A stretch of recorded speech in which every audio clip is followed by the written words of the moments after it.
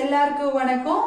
இன்னைக்கு நம்ம சேனல்ல என்ன வீடியோ பார்க்க போறோம்னா கோமதி ராஜ் வீடியோ 2 சேனல்ல Gomathi life story part 3 video தான் ஃப்ரெண்ட்ஸ் பார்க்க போறோம். என்ன நீங்க மொக்கையா சொல்றீங்க, உங்க வீடியோல நான் பார்க்கணும்னு நினைப்பீங்க.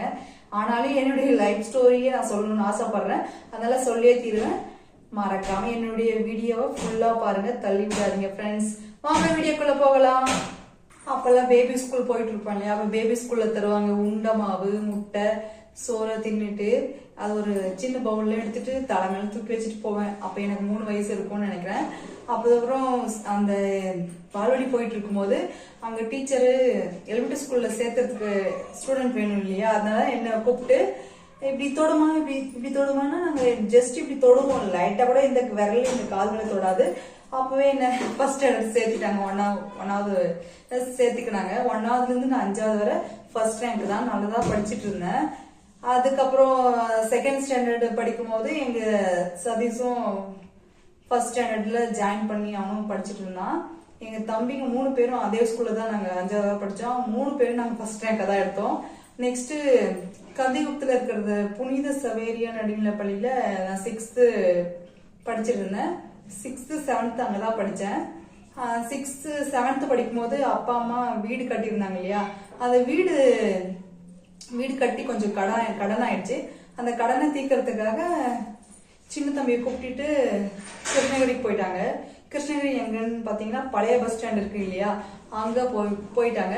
அந்த போயிருக்க சமயத்துல அவன் அங்க கிருஷ்ணகிரியில ஃபர்ஸ்ட் ஸ்டாண்டர்ட் அங்க படிச்சான். நாங்க 2 பேரும் நாங்க தனியா சாப்பிட்டு ஸ்கூலுக்கு போயிட்டு இருந்தோம் 7th. அதுக்கப்புறம் 8th நான் அங்க படிச்சேன். 6th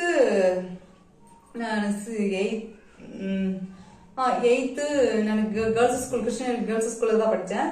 தம்பி வந்து அங்க பாய்ஸ் ஸ்கூல்ல 6th படிச்சான். அதுக்கப்புறம் திருப்பியும் நம்ம ஊருக்கு குடும்பத்திற்கு வரும்போது சதீஷாவை அங்கேயே ஹாஸ்டல்ல சேர்த்திட்டாங்க. ஹாஸ்டல்ல சேர்ந்து 1 வருஷம் தான் இருந்தான். அதுக்கப்புறம் வந்துட்டான், அங்க ஹாஸ்டல்ல இருக்க முடியலன்ட்டு. தம்பி சின்ன தம்பி அப்ப இருந்தே ரொம்ப நல்லா படிச்சுட்டு இருந்தான், நானும் நல்லா தான் படிச்சுட்டு இருந்தேன். அங்க 9th 10th அங்க படிச்சுட்டு கேர்ள்ஸ் ஸ்கூல்ல நான் SLCல நல்ல மார்க் தான் எடுத்தேன், படிச்சுட்டு இருந்தேன். அப்புறம் 11th படிச்சுட்டு இருந்தேன்.